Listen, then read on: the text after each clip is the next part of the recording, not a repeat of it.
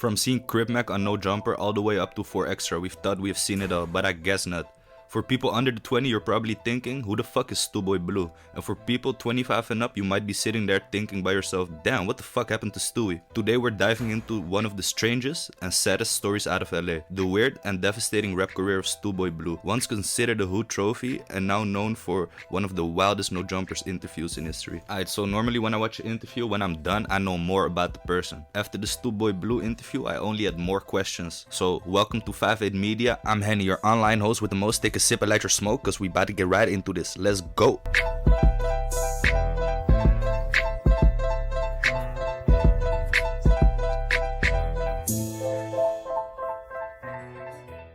I was telling this nigga Adam, bro, I've been hearing about Stu Boy Blue since I was 13 on my mama. He not lying about nothing he was saying up here. He may be a smoker now. Stu is not cap. He influenced a lot of niggas. He influenced Jabba with that famous gangbanger shit. Nigga Snow used to come pick me up every day. Snow and Mad North used to come pick me up every day playing Stu Boy Blue before he was famous. Stu Boy Blue was the shit in the city, and on my mama, he was knocking niggas out in the county. His crippin' was really like that. I don't know what happened to him mentally with the drugs and all of that, but that's everything I love. Everything he was saying up there was the truth. He was black bands, cherry everything in his gold. Stack tens, turn a minute, you already know. Back change, infant rad, that's my bro. I'm rolling crip, I'm getting dope, nigga. I'm so Stu, you know it, you know it. 6 times Stu Boy Blue, I'm focused. Got some money in my sock and a powder like locusts. E-class with my C hat, blood crip and Cortell, Lil T hat. Be popping it, dead homies. Be popping it on 60s. Be popping it, bro, on 60 crip. Cause I fight for free. I don't nigga on crib. Anybody could get flam. SC. I don't give a. My motto is crash everything. Dead homies. Like, yeah, I look like what I look like on 60 crib, but you don't know what I got. Hey, was you scared at any time during that interview? Yeah. Man, what Like, the like fuck? for real. Oh, Like, yeah. this is Oh, uncomfortable, bro. What the? I'm like, Adam loves this shit a little too much, bruh. That day was like, we didn't have Hey. anything going on besides just like one interview. Oh, it's actually on a 'Cause Tuesday. I can't- And it's like, oh my God, we have to get him the fuck. That's why I gave him an Uber to get his ass home. Because he was getting so like heated up and mad during the interview. But then the shit that he was getting mad about was not like logical to get mad about at all. Like it didn't really have any connection. Like Nipsey. I asked about Nipsey and then like kind of phrased it a little different, and boom, he's just flying off the handle about how much but he's just like being he's passionate, saying how though. much he loved Nipsey, but in like a really angry way at me. And I'm just sitting there like, On 60, that was my big homie, bro. Like, that's Nip.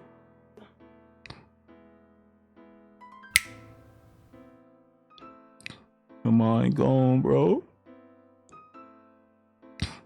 I miss Nip, what the f? On crib, who the f? On 60? Who the f would do some like that? Dead homies. On 60? That's my big homie. On crib. Black Sam raised me. On 60. That's family.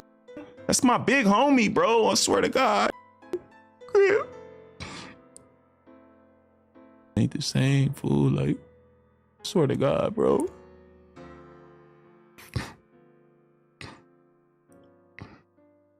To this day, God, that shit still hurt me, God. Oh, I ain't trying to get up all here crying and shit, but that's real shit. nigga, that's my big homie, God. They killed it, bro. For what, God? For nothing, God. For nothing, bro. One of us, though. I'm a goon, baby, Stu Boy, SOG. 67th and BG, gang of goons in the street. I'm probably riding with a $1 sign on my face. She bend it over, bust it open, she be gone by the 8. In the county, no emotion, made my gang in the tape. I know a lot of niggas hate me, they see me every day. I'm loving the fame. Sure, this got me swagging. Alright, so before we break down the chaos of that No Jumper interview, let's go back a little bit. Because of the younger crowd, the name Stu Boy Blue might not even ring a bell.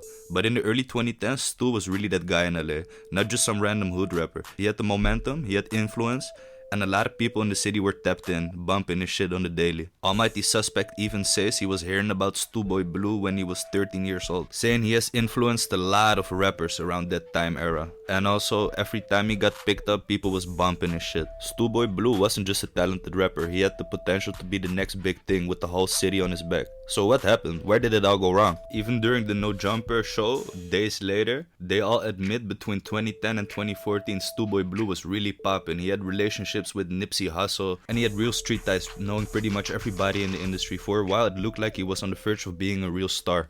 You just stand out. Like, you look like you could have been The next big thing. like an actor or like a superstar if you hadn't kind of had your life go in the way. I don't know. There's like something very captivating about your personality. This how real this interview gonna be. Nigga, my lips is chapped. I don't give a this 60s. I don't care, cuz. Like, nigga, man, cuz. Right, because when I watch these videos and music videos and stuff that you were putting out in the sort of 2010s era, it was like you had everybody behind you. It felt like you just had like a whole movement going. What was that time period like? You know why I don't give a fuck about that shit? Because nigga be behind you, cuz, then the nigga be gone. You feel me? Like, goddamn, bro. Like, I don't need nobody, cuz. Rapper, a real joint, bro. Yeah, 2012, he was like a legitimately up and coming rapper. He was I don't know to what extent he was like under Nipsey, but he had a relationship with Nipsey and shit.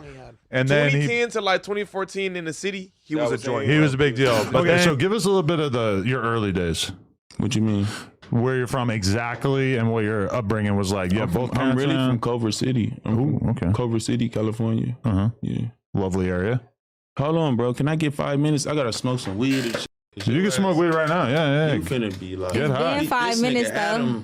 I don't want to stop you from doing any drugs that you want to do. Waiting to get up on me. But I asked you where you're from. What the is that? That's not Nigga, like an I'm from invasive West Side question. Rolling. I'm from 60th Street Crib. Right. For real. So we just wanted you to clarify that. Now, You know where I'm from. well, a little bit. You see my face? Big S on your nose, yeah. Yeah. Right. That's where I'm from. But if you only know him from his viral interview, you'd never guess it, because today Stu is seen as chaotic, unpredictable, and tragic. It's not just about one crazy podcast, it's about someone who had real potential, ended up in a fucked up position. Stu Boy Blue, his real name's Stewie, last name is unknown, around 30 years old right now. He was a real LA native, so to say. Before his official put on, he went by Lil Mushmouth, his homies called him Big Blue. Pulled up a walk in the big blue. Or Kid Blue. He was always outside skating, gangbanging, living the California lifestyle, so to say. Blue name. That's My just name's, because look, my your name's- name is Stewie? My name's Stewie. My name, look, so the Stu Boy Blue came like this. So look, I'm Lil Boy Blue. When I got put on, I'm Lil Boy Blue from 60s. So With all that talent and potential in the world, things still didn't go his way. His downfall didn't happen overnight, it was built up slowly. From family issues to finally finding a new family that would later turn their back on him after the serious allegations. After all that, things spiraled. Stewie ended up in jail. The final straw, the moment that truly broke him, was the death of the most respected Crip of the last decade. Rest in peace to Nip. Gang politics shaped everything about Stu Boy Blue's identity. Adam even points out during the interview that the Rolling 60s are the biggest gang in Los Angeles. The biggest gang in LA, LA being the biggest city when it comes to gangbanging. The Rolling 60s still the most talked about hood in LA, the most dangerous. Well, I don't know who's the most dangerous, but keep in mind, Federal Rico Free came Baby down. Thirst, Free Baby Thirst. I'm Tiny Thirst too. I'm Tiny Thirsty, yeah. But I try to keep gangbanging and this and other like all separate. Like, you feel me? Like, you don't want to know the gangbanging side of Stewie. I'ma slide, I'ma do it up, county jail, 50 and 0. I can't lie, bro. 50, you know. We gotta make a shirt that No, I'm says lying. tweak and I ain't gonna lie, I'm lying. 46 and 0. Okay. And matter of fact, 46 and 3. He starts calling out names, dissing rifles, and doubling down on where he stands. But here's where you see the contradictions in his character. On one hand, he's repping the hood, and on the other side, he's fully open about his demons. Early in the interview, he casually lists off all the drugs he's on. I still want to know what drugs you were on last night. I was on everything. Not really, right? Everything. So let's start with alcohol. Hey, hold on. Give me 10 minits, Adam. Goddamn. I know you finna blitz me. You brought up the drug concoction. Blitz me with all the questions and I just want to know what the Stu Boy turn up is. Nah, I be chilling, fool. Like, I don't know. Chilling. Stewie still on Fetty. You know, Stewie still do a little crystal Fetty. You Go! Geeked up, on God. Geeked up, on God. Geeked up. And Stewie smoke a lot of weed, a lot of bud. I mean, So you just switch over honestly, to third bro, I'm person not from gonna time to time? Nah, it's just I'm still fighting my demons and you feel me? Imagine her. Yeah, a lot of them. Think about Man, it. she ain't fighting. Oh, I'm fighting a lot. Hell yeah, but Stu Boy also Blue told me he's possible. 47-3. I ain't gonna lie, bro. I was telling, look. He said he was 50-0, and then I go, seriously? He goes, nah, 47-3. I'm probably higher Look. than that. Stop the cap. He was not lying. You think him and Not Jalise are lying. hitting it? Like, hey, smokers together. Hitting the sheets? Smokers together. What was the vibe like? Jalise, I love you. I'm just Smokers together. What was the vibe like? Like, Stewie was really like that. did Jalise seem like she felt uncomfortable, or was she like totally chilling when he was having that very intense moment? I mean, I'm going to She be looked real. comfortable as fuck. She didn't say a word. Just expose it all, huh? What's up though, bro? After naming all the potions he has stashed away in his inventory, he makes clear that the life he lives isn't about outsiders or the internet, or what other people have to say about him. And he states clearly in the interview, the only loyalty he still has left is for his dead homies. Alright, let's rewind the story a little bit to where it started for Stewie. On October 6, 2012, Stewie was 16 years old. That was the night he officially got put on. And what happened next? Right after, he gets introduced to Nip. I get put on in the Villes, on Slauson in the Villes. 2012 October. You feel me? I'm like 16. I'm 16. We in the Villes. I squabble Infant Rollo. I squabble Infant Scrooge. I squabble Baby Thirst. So boom. I'm like, little put on, whatever. Boom. So I'm like, all right, whatever. Boom. So the next day come and I'm like, yeah, I got put on the hood. Homie's like, what? You got what? I'm like, I got put on yesterday. And homie's like, what, nigga? Nigga, you better go up on the other blocks and finish your put on. So boom, we go on BG the next day, and that's when I really got the stamping. I squabbled NH Blue, I squabbled his brother, I squabbled Snoopy Blue, I squabbled Tiny Poonie, and I squabbled BB again, but on Crip. Why'd you have to do multiple rounds of put-ons? Because you gotta meet everybody on every block, because it's a big gang, you feel me? Imagine being 16 years old, getting jumped in, and then standing there on the side is Nip. Back then, Stu wasn't even a meme or a scandal. He was a soldier on the street, and he was ready to prove himself, especially for a legend like Nip. If you could freeze time in this frame on the exact moment of his life, of a young kid, fresh put on, meeting Nipsey, you would never predict that it would be the outcome you got right now. And I remember right after my put on, I went on Slauson, and Nip was right there and shit. We was smoking and shit, and he was like, you got put on, nigga? I'm like, yeah. He was like, what they call you? I said Mushmouth, because my hood name was Mushmouth at the end, because after I put on, you gotta shake everybody's hand and address your name. Like, I'm Wooty Woo from Wooty Woo. I'm Wooty Woo from Wooty Woo. I told Nip, I'm like, yeah, I'm Lil Mushmouth. And the homie JJ was like, nah, that don't fit you. Like Toon, what's your other name? And Toon was like, Boy Blue. And 2J was like, he was like, yeah, that's your name. You gonna be Lil Boy Blue. And I start rolling with it, bro. And so I'm Lil Boy Blue from 60s now. Everyone calling me Lil Boy Blue, whatever. Chapter 3, jail mentality. For most people, jail is the last place they want to end up, but for Stu Boy Blue, it was the opposite. He admits he never even made it through high school because school wasn't the goal. Drop out of high school? Or I didn't go to high school, bro. You never went? No, I didn't go. When it was time for me to go to 9th grade, I checked in Angeles Mesa, and then I never made it, you feel me? And I ended up getting my GED in the halls, though, like juvenile hall. He actually wanted to go to jail because he really wanted to see what's going on inside. Gang life. Gang banging. I told Infant J Stone, I told Stone I wanted to go to the pen and all that when I was like 17. Mm-hmm. You wanted to go. You wanted to see what it was like, see if you could handle it. Yep, I wanted to go just to have it on my record and shit. He wanted to program with the program and shit, you know? And once he hit the county, he treated it like he was home, saying he always had a knife on him because in the county, you cannot be prepared enough. Why, bro? Like, especially like, and then like on county jail on top of that, and just politics and just me just going through everything I go through, bro. And I'm still standing strong, and I still hit the main line every time I go to the county 2000 floor, and I still go crazy, and I still don't care. And I'm still gonna go to war with any, and I'm still gonna keep my thing and all that. You feel me?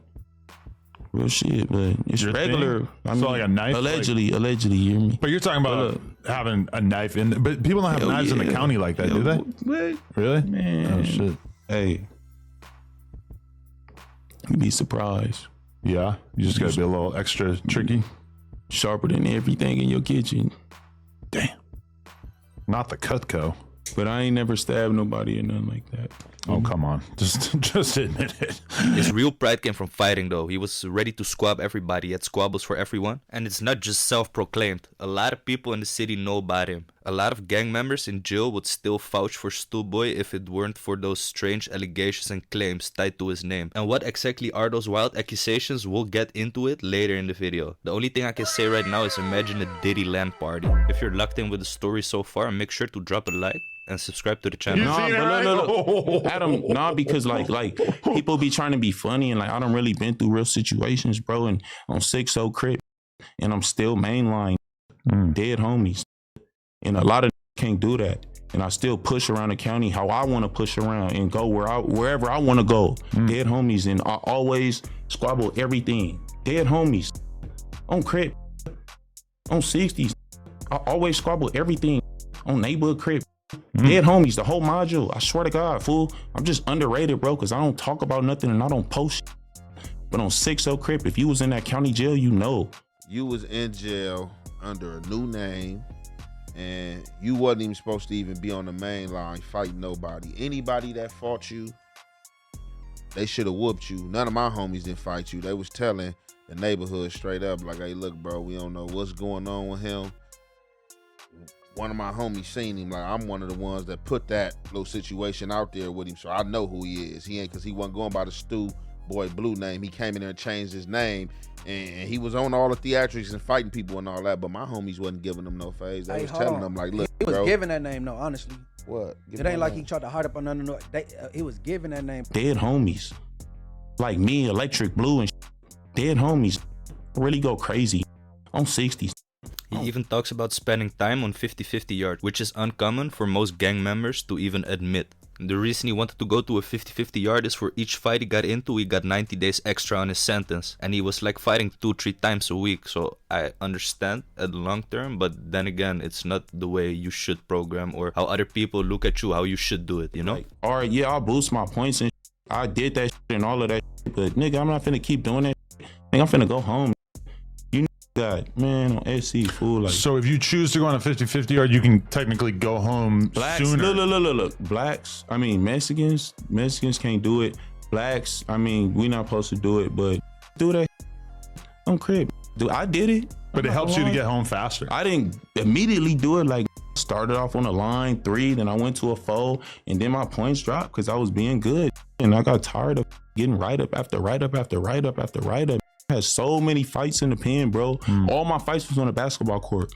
All of them, stuff? Damn near, huh? What kind of stuff? Nothing, just squabbles, just random. Yeah, just like fighting my teammates and like just hothead shit, dumb bro. And every fight is like 90 more days. You feel me? And you can get your time back after 60 days. And I'm just like, bro, this. Then I got the chance to go where they was trying to send me, nigga. I'm what SC, nigga. I took mine and rolled with it. Dead homies. Stu Boy even claims he has 20 gun cases, like he was trying to complete the gun wheel on GTA.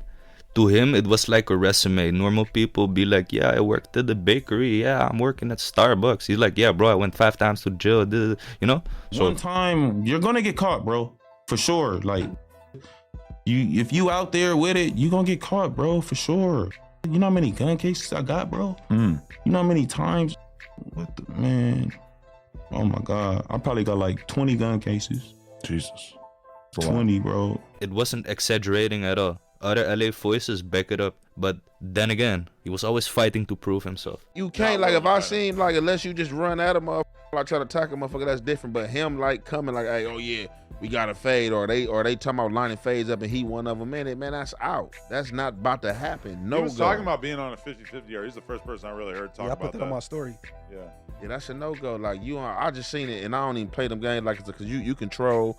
Because like I said, everybody hood got them, like, wherever you have people, because, oh, not my homies, everybody homie. Like, you got a gay homie and did some gay shit, whether he hiding or got put out there, right? He just happened to be one of the ones that got caught and put out.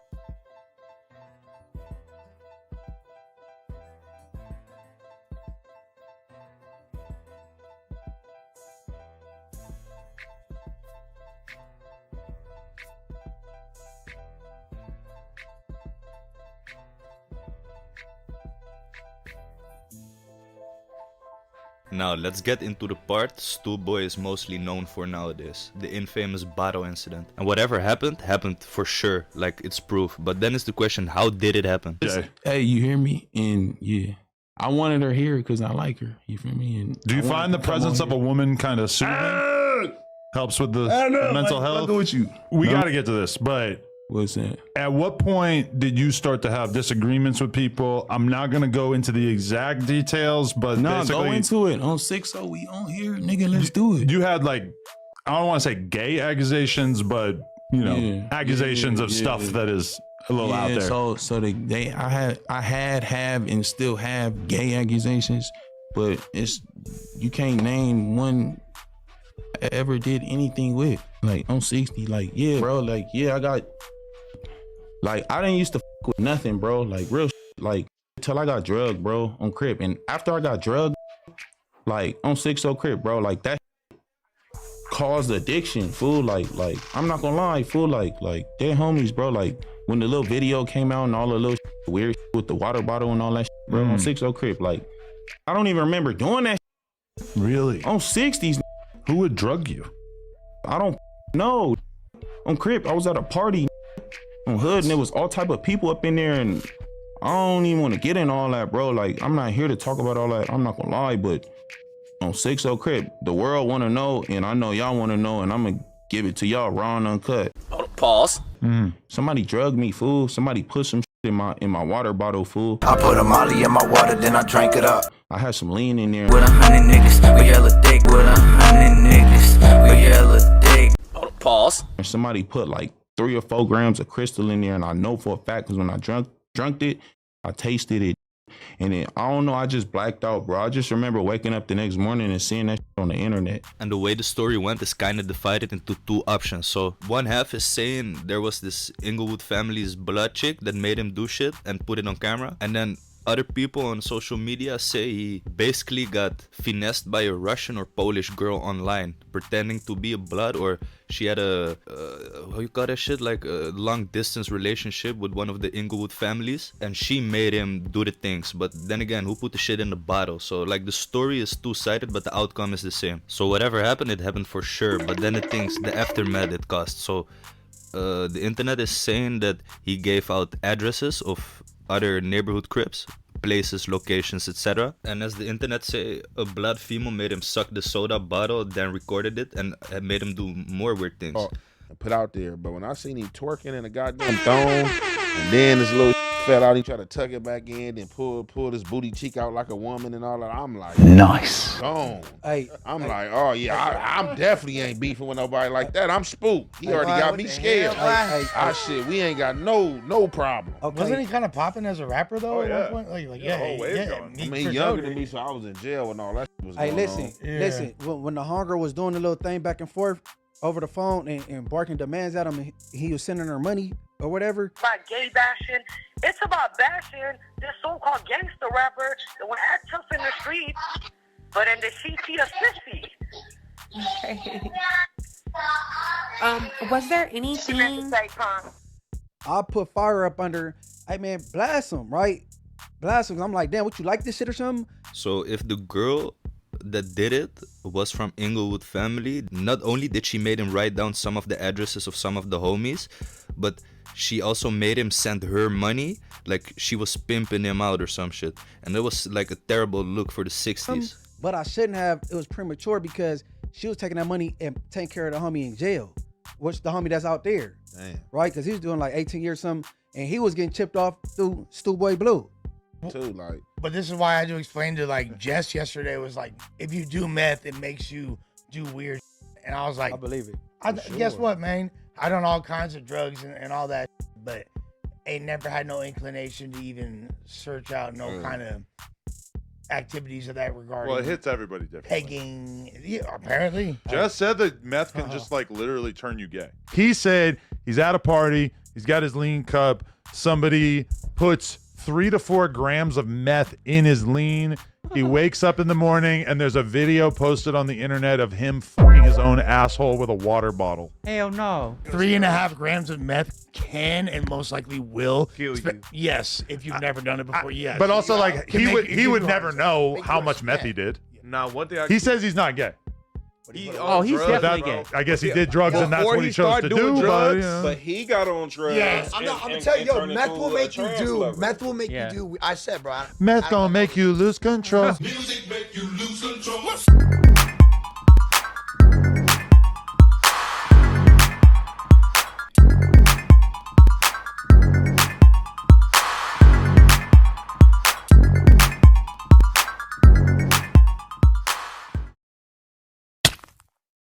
So maybe motherfuckers need to stop doing that. He said he do crystal and fetty. I believe it. I've always heard it's like the most popular drug in the gay world is meth. Meth, yeah. Meth makes you want to. Never once. I'm not gonna lie. Did gay shit come across my mind and all those and all Well, that? you are obviously so committed to heterosexuality that I it's just like pussy. I feel like if you have something underlying in you, though, meth will bring it out. Whoa. Hey, yo, what the fuck? That's I'm not go saying for that sure. man is gay. I think niggas go Might through be something gay. as a kid. Yeah. I think niggas go through shit as kids and they end up liking shit as they grow older. Man, I can't believe it a little bit. Man, I ain't seen it. That's what I'm saying, man. A lot of these dudes I've been seeing. Donnie is nodding. A lot of these gang bangers. A lot of these for real. A lot of these gang bangers that's been off that like they've been doing weird shit like that. Them dudes been off meth for sure, without a reasonable doubt. I would say if you have a proclivity to be like that, it's gonna bring it out. But then again, the more I think about it, the more it looks like it was some inside job, you know? Like maybe some homies that don't like him or was jealous of some shit, you know? Watch out for your homies, man. If you go to a party together and one is acting up, get that motherfucker Uber and send his ass home. It's impossible for one homie to act up like this, so it kinda looks like a setup from both sides if you ask me. Okay, to be honest, we have seen the interview. We ain't gay. Like, you know, look at No Jumper. Nowadays, you got like that one dude who claims Wheezy is DMing his tranny girl or some shit. Maybe motherfuckers need to stop doing Drugs meth. influence me Because to meth is. get into this whole trans. He thing. said he do crystal and fetty. What? Bro, what are you talking about, man? Like, bro, we live in a weird, alienated world right now. If the motherfucker was gay, I think he would scream it off his chest. Like, yeah, look at me, I suck dick, boss. You know what I'm saying? Like, that's the world we live in. So you can see, homie has traumas. This is not no thing to joke about like that, you know? I would say homie is me too. Stu Boy Blue got me too, that's a motherfucker. And then you got Lush saying, I used many of drugs, like every type of drug. But he says something in the way of, yeah, I never did some gay shit, man. I like to do drugs, but I never turned gay. Never once. I'm not gonna lie. Did gay shit come across my mind and all those and all that? Well, you are obviously so committed to heterosexuality that I just like pussy. Or let's just say if you hypersexual already, right? And then you messing around. You gotta keep in mind that crystal meth is everything under the kitchen counter. It's all them chemicals. Right. You know what I'm saying? Wasp spray, all type of shit. They put pine that saw. shit in. So ever go gay off the wasp spray? Because I heard him first. I said, hold on. No, this shit's serious. Yeah, you hit that wasp spray. And then there's this video of Stu Boy Blue calling with DamnHomie. You know that one? She's from New York, I think. She had a video with Stu Boy Blue saying, yeah, you DM me saying, you can call me wearing panties and shit. And you see him like saying, huh? I don't think I did that. Like, maybe like the gay demon comes out after he uses drugs or some shit, you know? Like, I don't know, man. Alright, but let me roll the clip for y'all. Have you ever been a confidential informant? Nope. Okay. I'm only asking because when we first were supposed to do this interview a few months ago, you were basically telling me that you're like a police officer that you report to, Stu the Rat, and that you will snitch on anybody. Oh, I'll confess it just to show you how I want to be one of your little rats. And I'll even wear a thong during the interview just for you only though. I'm the hood boss lady. You should call me right now. I'll confess it. You sure that was me? Wait, pause, let me slow down a second. Hold up. Stu Boy Blue the rapper, and Miss Bang Bang is my god. What? And can worship the ground she walks on. Bye. No. Bye. Oh my god. I'm a nat bitch, and she's turned me into a sissy. She folded me and took my crib card. That's probably not even my. No, it was you because you actually FaceTimed me and I picked up for a second and it was your face. It's an evil world we live in. And I have screenshots of that. I'm just asking like what that was about because you kept pushing me to do the interview. I let it go just like months ago, and then you hit me up again and you still want to do the interview. So I'm just wondering what you want to do the interview about because you told me you wanted to talk about, the police that you report to. I'm just trying to see what's going on.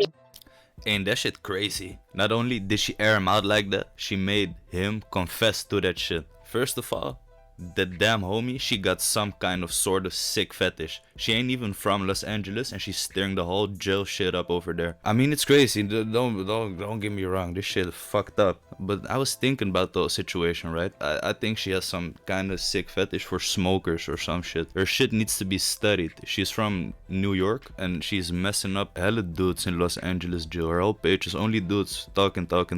And I don't understand a lot of y'all motherfuckers. I wonder like how clouded up behind the wall is DamnHomie. I'm pretty sure like her name is ringing bells. I seen a video of her. Them niggas I seen a video of her throwing that thing, bro. I said, I'll get it.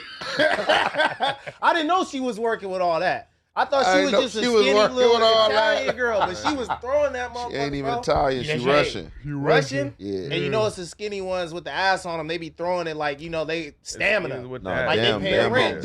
She bought that motherfucker. It was looking nice. The point is, it's there. It's paid for, rented, loaned. It exists. DamnHomie got these dudes going wild. Everybody coming up there to tell their story. Niggas is in jail, extra horny. For sure. Niggas in jail, horny as For fuck. sure. And this bitch willing to talk to you.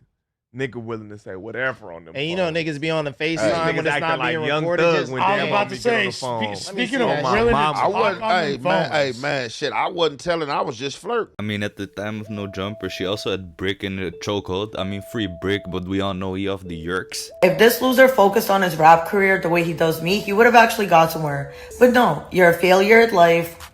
And what are you gonna really do when you're no longer at No Jumper? You have nothing to live for. You're literally a fiend. You're 2 seconds away from being deceased. You're such an addict, bro. Like, there's no point to argue with crackheads because they're never gonna stop, right? But let's not forget, you do have a career of being an informant because a year ago, Brick Baby did get arrested for an AK and he's a felon, right? So how has there been not one court date? You see that? That's a stupid bitch. But on one of our hosts, she got to get blacklisted. Oh man, I mean, if she can cut the drama off today. That doesn't seem like the direction this is going. That's what I'm trying to do, because this is her only moment in life. Like, and then again, Sharp wanted to beat the fuck out of her. So, this girl ain't all the way right up in the head.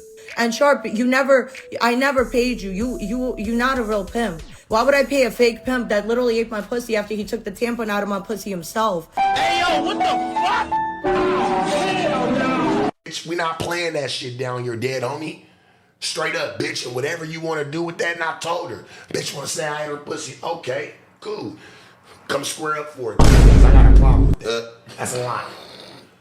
So I got to stand for that one. You won't tarnish my character nor my name, bitch. I won't allow that. After Kingpin wanted to fight for Extra and everybody called him a smoker, all of a sudden she started interviewing him also. Like, she has some type of weird sick fetish, man. And I mean, a lot of motherfuckers claiming they pee and shit, right? Then they break because of a bitch like that. I mean, that shit crazy. Y'all must have never seen a bitch before. Right now, like, shout out to ATM Richie. That motherfucker's hella funny. I was checking the No Jumper interview just now. He also said he used to do some mathematics in the past, if you know what I'm saying. Okay, but so what came first? Like, you getting deep into the pimp game, or you just becoming like a meth head? Because during the Software Underbelly thing, which I know was like 5 years ago or some shit like that, you were talking about how you were basically pimping and then also doing the drugs. I've done it too, so it's not like I'm judging too hard. But I have never put no pipe to my mouth because I always been I don't know what you want to call it. Because everybody who dibble and dab, they always call me a weirdo. Because I feel like, nigga, putting a pipe to your mouth is what you call smoking dick. So I've never put a pipe to my mouth. Bust mine's down. Well, how's a blunt different? Because niggas don't say you smoking dick. Well, they do. Young Thug had a famous tweet where he said, "We smoking penises." And she also on his ass. I don't know. She met Rushmore. She's trying to collect all the smokers or some shit. I don't know what's wrong with her. Like her whole scheme is, right? A few thirst traps, and then only Joe interviews. So the dudes in Joe are gonna see her because everybody's on his phone nowadays. Go jerk off to Lana or some shit, bro. This girl ain't it. She ain't worth it. Don't talk to her. Like, bro, sick fetish shit. It's her hobby to get it out of people, if you know what I'm saying. It's crazy. Like all the homies, the whole hood blowing my phone up. Like, what's happening? What the fuck is it? What the fuck is this? Holy shit. I'm like, 6-0, that's me? What? 6-0. The f on Crip. So I'm on Crenshaw and Slauson when it come out. You feel me, Jaleese? I'm on Crenshaw and Slauson, and it's late at night. It's dangerous. It's late at night. It's like 11 o'clock at night. And one of the homies like, nigga, what the f is this? And I'm like, and I just remember, I'm like, damn, on 6-0, what the f? I don't remember doing that. Like, You really didn't know what the f you were looking at? I didn't remember. Oh my God. Like, I swear to God, nigga. So the crystal meth made you not remember? Meth gonna make you lose control. I don't know. Drugs, whatever the f was in that shit, spice, whatever the f, I don't know. Okay, now that I give y'all the full context of the situation, nobody can say, y'all missed something. Oh, you let something out. Nah, this is the story. Let me build on it right now. So in the interview, Stu swears it was a setup. He say it was a party, he was drinking lean, and somebody dropped crystal meth into his cup. 3.5 grams. Crazy work, but okay. He claims he blacked out, woke up the next day, saw the video of himself with a bottle all over the internet. And he was like, bro, what the fuck is this? But that's just the version he tells. Other people out of Los Angeles paint a different picture. Young Ant Hefe has his own version of the story, saying he saw him twerking in the tongue. Munchie B has his own version of the story because the girl allegedly did it is Inglewood family, so it's a homegirl of Munchie. So he knows more about the situation from another perspective. And like everybody in the hood looked crazy at him like, bro, what the fuck did you do? You know? So that's basically before he went to jail, before the put off, and that's what got the put off in motion. It's a gay video of me having sex with a water bottle and shit. Hello, how are you? I am under the water. Please help me. Here too much raining. Dead homies, nigga, that shit is embarrassing. I got family and shit, bro. Like, and I'm looking at that shit, and I'm like, and I remember it was late at night, and it's like 40, 50 homies. We had Club Shells, and the shit come out, and homies like, what's up with this? Like, what the, like, cause it's some gay shit. Ooh. I'm like, on 6-0 Crip, I don't remember nothing, but on the dead homies, get away from me. I just start flashing on the homies, bro, and all I remember was Coop was like, don't do that, like, just go on the block, squabble up, do what you gotta do, like, it's gonna go bad for you if you do that. So whatever the truth was, the reactions of his homies was brutal. If you only seen or known or heard the bottle story, if you know the details about what happened with the address and everything, it gets a little bit more understanding. But then at the end of the day, shit was brutal as fuck.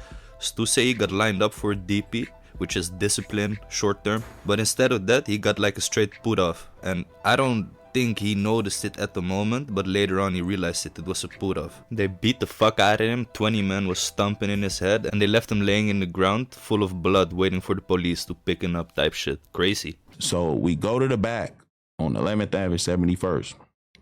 Boom, I get down with Baby Issue.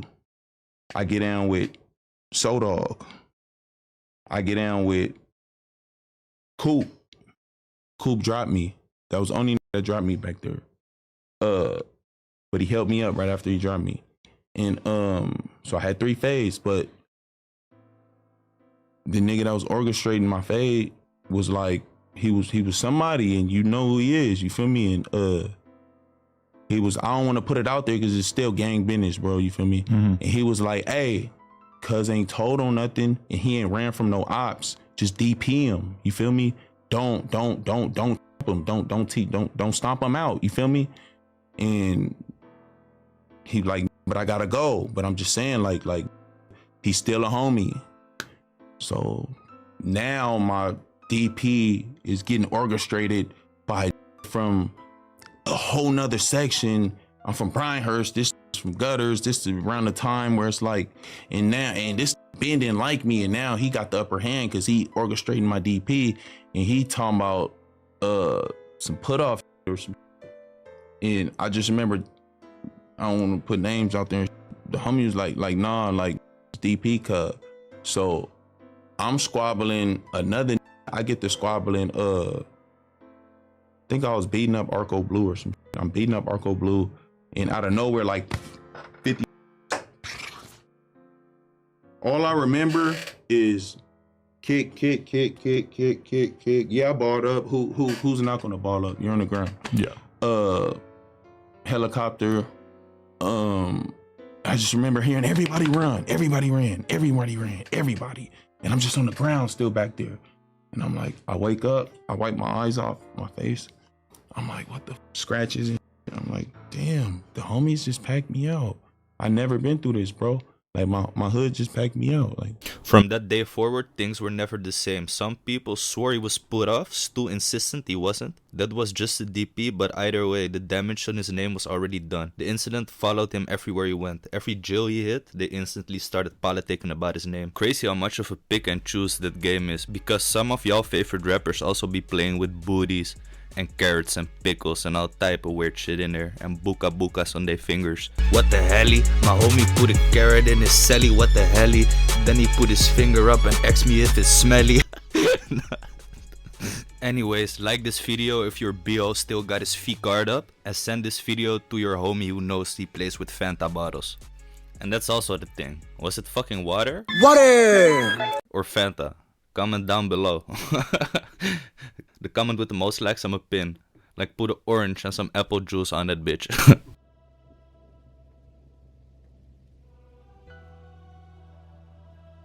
Chapter 5. Jail time, Nipsey's death and the aftermath. After the fallout from the Fanta bottle, Stu ends up back in jail for a gun case. And that's where the story takes an even darker turn. Because while he's locked up, LA gets hit with one of the biggest tragedies the city has ever seen. On March 31st, 2019, Nipsey Hussle was shot and killed in front of his Marathon clothing store on Crenshaw and Slauson. The shooter, Eric Holder, also known as Big Shitty, another Rolling 60s member and the big homie of Brick Baby. A judge in Los Angeles today sentenced the man convicted of shooting and killing rapper Nipsey Hussle to 60 years to life in prison. 33-year-old Eric Holder Jr. was found guilty of first-degree murder. The hip-hop artist, who was also 33, was shot outside his clothing store in 2019.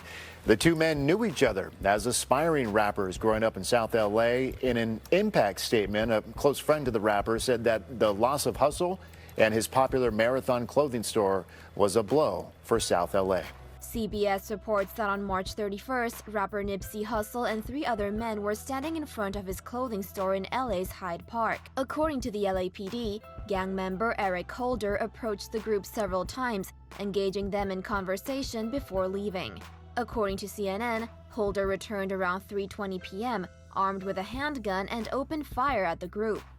Surveillance video from an adjacent business shows Hussle and another man fall to the ground as the others run from the gunfire. In the video, the shooter appears to walk away, before then coming back to shoot Hussle a second time and then a third. He kicks the rapper after the third shot, then flees the scene. CNN reports that Hussle died from gunshots to the head and torso. Everything we built got torn down. One man's mistake, one man's action messed up a whole community. Our whole community is suffering to this day. These kids don't have nowhere to go.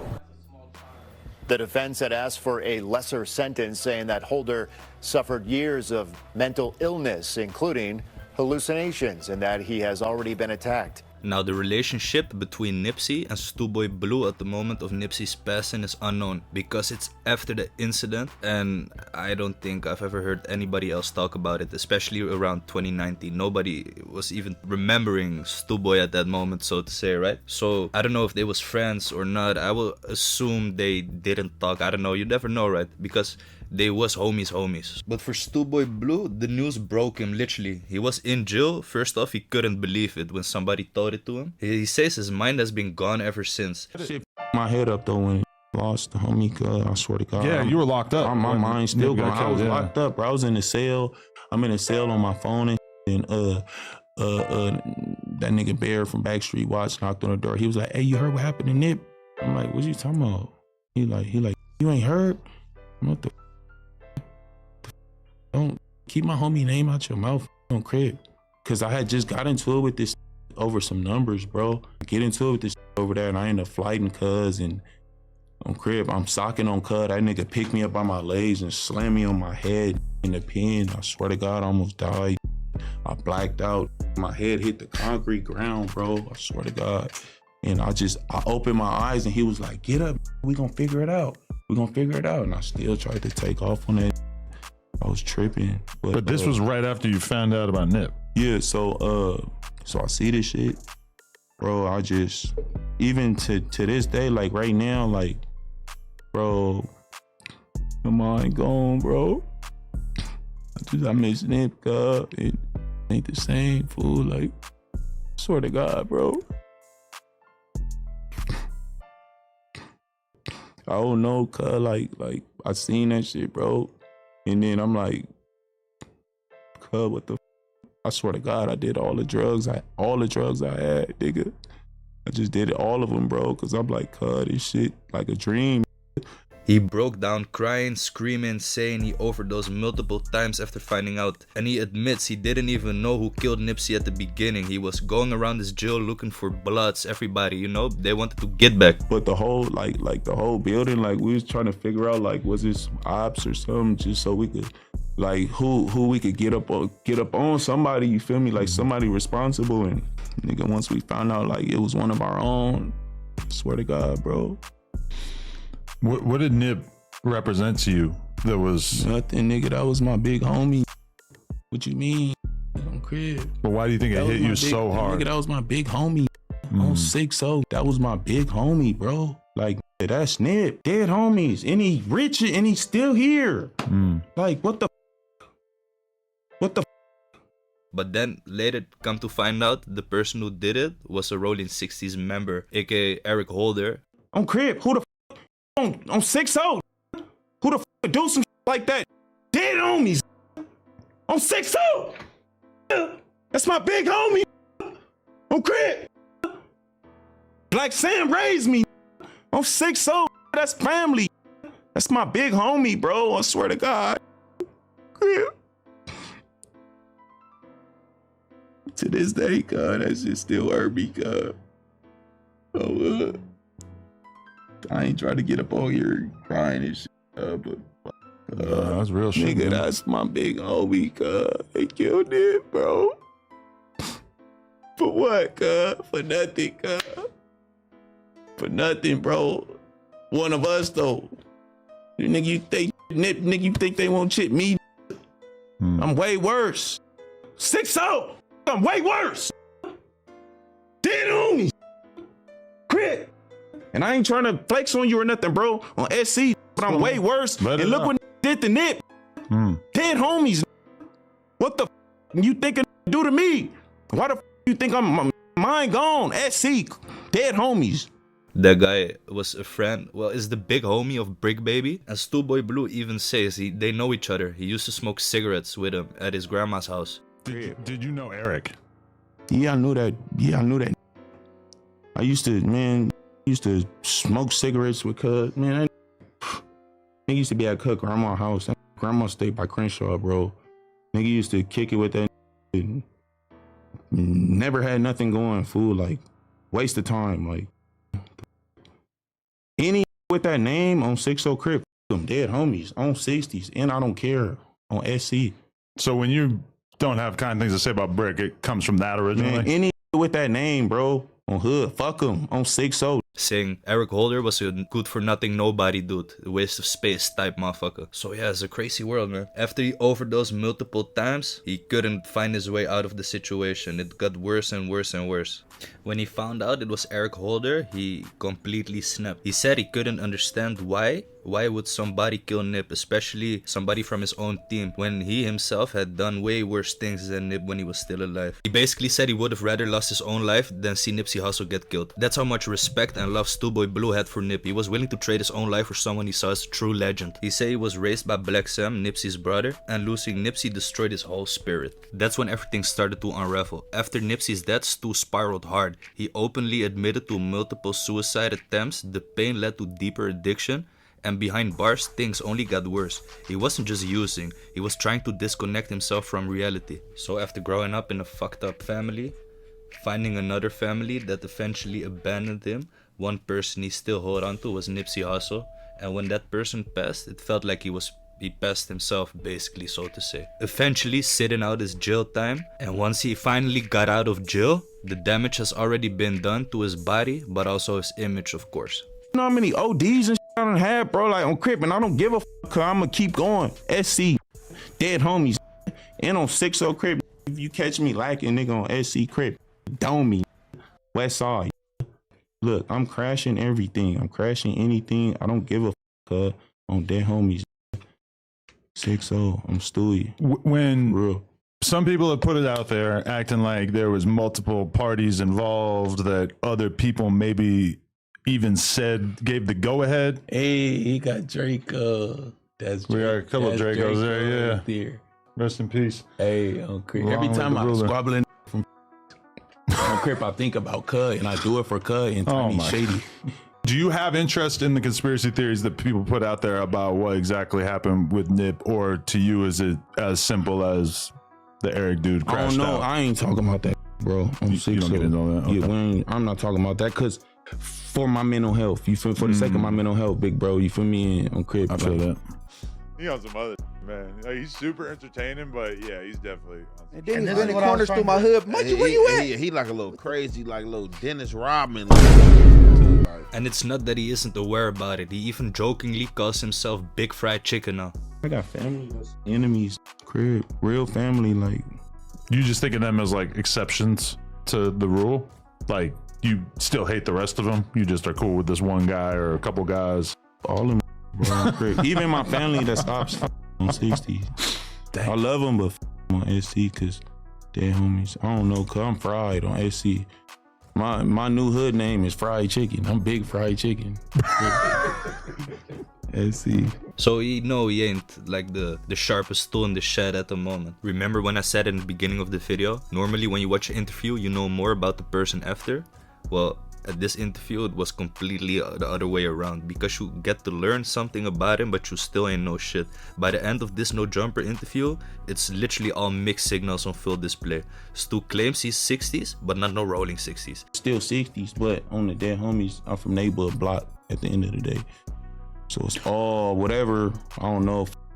I beef with Hoovers, I beef with Trays, I beef with Bloods, I beef with all that on Crip. I'm a Crip, bro. Like, at the end of the day, they see me, they gonna try to smoke me like they always do. So it is what it is. He says he's DP'd, but he ain't got put off. But so you were 100% sure, even in that moment, I did not just get put off. I just got a DP. Look, you knew that was the situation? So my mind was kind of playing tricks on me for a minute. So my mind was kind of like I knew like it was a DP, and I came back to the hood after that, and I was still around. And I ended up going to jail after that. So when I ended up going to jail and doing my little pen time and shit, that's when niggas started to say like, oh, cuz we put cuz off. Like, no, you didn't put shit off. On 60, you gave me a bullshit ass DP on 60s, and I didn't have no black eyes or nothing, fool. I think he's lying about then how he gets consumed it, but he I then basically gets put off rolling 60s and has to fight, like, according to him, like dozens of people, like a ton of fades. And then by the end of it, he's basically just not from the hood anymore. He's not lying. I remember when I heard about his put off, I heard about they did it. That's a lot of, it must have been a while before he slept, right? Yeah. Admits he regrets his face tats. Got him during the time he felt completely worthless in jail. He's a good nigga. Okay, I just have to ask this, is like, you've got tons of face tattoos. Did you color in any of the ones on your forehead? Because like some of them are like really hard to read on the forehead. No, look, my whole face is a rag if you really look at it. Oh, okay. It's just like, okay. My whole face is a rag. My nose is, most of it is picked like county jail, like staple and shit. Do you love the face tattoos, or is there ever any regret about them? Yeah, I'm tired of wearing this shit. Oh, really? Crib. FC. It is pretty cool. I rep this shit on Crib, but nigga, man, shit. Then in the same breath, he gives props to No Jumper for giving the streets a voice, then saying the interviews hit harder in jail than they do on the streets. You know, the things you do, you feel me? And because you give street the opportunity to make money, you give street the opportunity to come together, and you help the streets, bro. And I appreciate that. Like, a lot of people be saying like, oh, that messy. Like, bro, everybody always gonna have something to say. Just keep doing your bro. Keep doing your keep your podcast for real, bro. On Crip, because really watch this shit, bro. In jail, this shit is way bigger than on the streets. I have heard that before. I swear to God, bro. That's all everybody talk about in jail. So he gives No Jumper its flowers for what it is. Then Adam asks him about Loose Cannon, and his answer might surprise you. Bro, you never knew Loose Cannon? Man, that nigga's a robot. Man. Look, dead homies, look. This nigga's such a cartoon character, bro. This tells me that he's finna sign me. And yeah, I think I'm broke. You feel me? I'm just hearing this shit. And he sends me a fake contract. And I call him. I said, hey, bro, this shit don't look real. I said, hey, how much you gonna sign me for? He said, yeah, you ain't gonna get nothing until, we waiting on some shit to clear. I'm like, what? Dead homies, don't ever talk to me. Maybe the promo is gonna be a little bit tough. Shows in LA, you know what I'm saying? But he out-raps some of y'all favorite rappers. So it's a good investment if you got money. Fresh out the county to the COK. Niggas ride him in the Audi, it'll be okay. My jewelry shining like a mountain, nigga. Pro 4 fountains. My diamond shining like New Orleans. That's a 6-0 player. My niggas robbed him with a 40 Glock. MD down, you stand your ground, surround and make the kill and let that 40 lock. Nigga disappeared and caught the story, got surrounded by real niggas. A young nigga on rollin', I had to go and get it rollin'. I walked the block with my hoodie though. I mean, get him addicted to coffee and cigarettes. Basically, Stu Boy Blue is a really good rapper. What happened, life got in the way. Type shit. Ain't nothing but a night wood. Get your Glock. My niggas bang 60 crips. Hit the block. We pull up and we cut the trick. Neighborhood paper towels won't play those. I'm from rolling 60 crips and them gang hoes. Hit the block with the homies from 40 crips. The 8 trays now homies. I'm from the 6. The 5 deuce now homies. I'm from the 6. Big booty bitches fucking dang. So I nigga roll with my Glock. Go strong with my option. The county jail in my cell. He had a long ass road from growing up to going to jail to the bottle incident to Nipsey dying to going to jail again. Shit just kept on happening. It almost feels like every part of his life has been a contradiction. He was respected, yet clowned, feared, yet laughed at, loyal, but yet betrayed at the end. Brain, he beat the cases. Little Stewie had a burglary, squabbling everything. Blue actions on my face. Asked him how did I keep a choppy in the biz unless I take her block. And I got a lot of niggas that I hate cause I've been in several coops.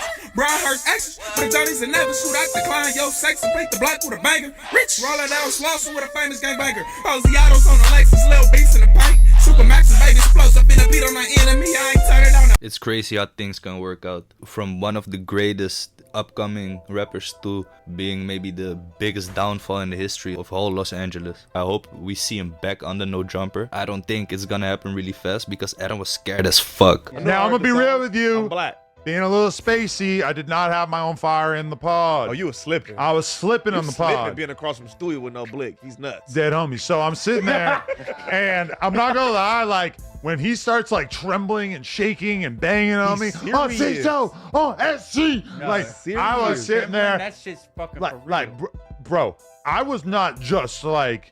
If you listen closely to the interview after the No Jumper show, you hear Adam and Almighty Suspect break down the fact that they both admit Stu was really that guy in 2010 era. No cap, no exaggeration, nothing. They both admitted sitting across from each other, but Adam also admitted he felt like the guy was dangerous, like he was scared or some shit. You saw he was scared because some things he ain't even asking. You know, I just like, it felt like the energy was coming towards me. Like I would not have been surprised if he jumped across the table at me. And he's also just like telling these sort of like unhinged stories. Like everything was contributing to me feeling like, oh, this might be a fight. But I was thinking, I'm like, worst case scenario. Communicate a lot. But I'm like, worst case scenario, I'm gonna get beat up. Like, like that's how my brain was going. Was like, you know what? At least I'm not gonna die. Got a drunk uncle like that at the barbecue. He was moving. I was like, Adam, you either gonna have to fire off or you gonna get fired off. Yeah. I was like, we all got a smoker uncle like that. Goddamn Bruce Lee or somebody to teach you. One mic. I just felt like, you know what? Like, I'm not gonna like move or like tremble or like flinch or whatever. I'm just gonna sit here, and if he does hit me, I'm just gonna fight him, I guess. Like, I don't know exactly what that would look like. Because obviously he has like 1,000 times the squabble ability than me, but I don't know. I was just like kind of sitting there, just taking it in. Pause. Like it was. If you don't want to answer it, that's also fine. But at least ask it, right? That's what an interview is for. That's why I hope we see him back on the platform. But then again, Suspect punches in with something, which is pretty smart, I would say. Shout out to Suspect in general. He was that guy over there. Now once he came back after the whole Brandon thing, he like top dog. So shout out to him. The only one with a respectable opinion, I would say. But then again, Suspect told Adam, for guys like Stu, the talk session with Adam, it feels like therapy. Fuck out. Then he's crying. Then he's flipping out again. But there's no like, it's not like I'm saying something offensive and he's tripping on me. He's just like, it's just kind of out of the middle of nowhere. That's just him. Yeah. Yeah, that's what I was going to say, because there wasn't like any contentious dialogue towards you. Like it seemed like the most impassioned he got, the most turned up he got was when he was talking about Nip. But he'll go what from niggas like, gotta realize is talking to Adam is the most these niggas talk about their feelings ever. A lot of that shit be therapy for these niggas. When I be watching this interview at home, I'll be like, this nigga ain't talked about this shit with his homies ever. But he talking about it with this nigga. You could tell that was therapy for that man. His mind fucked up and he not around nobody that he could get any of that shit out with. At all. Because those guys ain't never talking to nobody. And while it's an interview, you could incriminate yourself saying shit. You get lost in the moment, basically, because you're focused on the interview alone, nothing else, right? And that's the thing, right? He was sitting there, you can clearly see he carries a lot of pain, so it's hard to have a good conversation with somebody. Stu Boy Blue is contradictions in human form. A hood trophy, a fallen star, a grieving soldier, a man haunted by his own choices. The interview wasn't just viral chaos. It was a whole life story spilling out in real time. I wish none but positivity upon the homie. And as always, we gonna see what time gonna bring, just like it did 10 years ago. So yeah. This right here is just one chapter into a bigger story I'm trying to make called Cali Street Stories or some bullshit like that. I'm trying to make series so that people can watch back and see playlist type shit, right? So if you fuck with the content, check out the other shit on my channel. You're gonna probably love it. If you heard any voice changes the last 10 minutes of the video, you should probably go work for the DEA. Cause I light something and I'm high as a motherfucker. Anyways, it's your boy Henny, and I'm the next big thing. Look, super turned up in my county blues. Mama kept the Bible in her purse, so we ain't pack a cool. Walking with the extras, rich roll like a Jagger too.